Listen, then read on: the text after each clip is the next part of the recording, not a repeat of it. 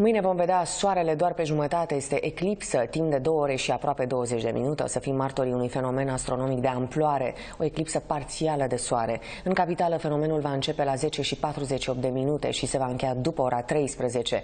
Curioși din fire românii au epuizat deja stocurile de ochelari speciali sau filtre pentru eclipsă. Vânătorii de eclipse au plecat deja spre insulele Feroe, acolo unde soarele va fi acoperit complet.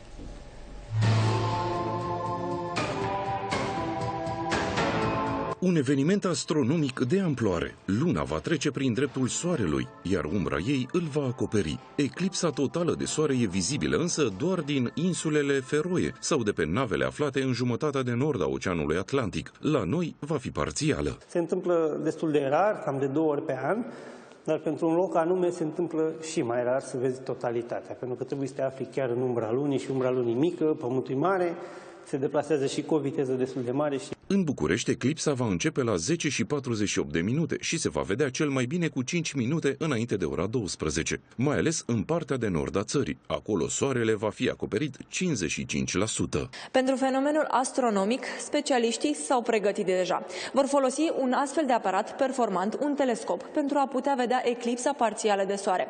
O putem vedea și noi, însă cu ajutorul unor ochelari speciali. Și pe terasa acestui mall din capitală va fi amplasat un telescop, pentru ca toți bucureștinii să poată observa eclipsa parțială de soare cu ajutorul unui aparat performant. De asemenea, va fi prezent și un specialist care să le explice acestora exact fenomenul. O să numește ochelari de eclipsă. Ochelarii însă vor fi greu de găsit. La magazinele online de specialitate, stocurile s-au epuizat deja. Lumea a cumpărat și ochelari de eclipsă, dar și filtre. Pe crestele Bucegilor, la peste 2000 de metri altitudine, sunt așteptați sute de iubitori de astronomie. Cei mai împătimiți vânători de eclipse au plecat deja spre insulele Feroe. Trebuie să alergi după ea pe globul ca să o prinzi.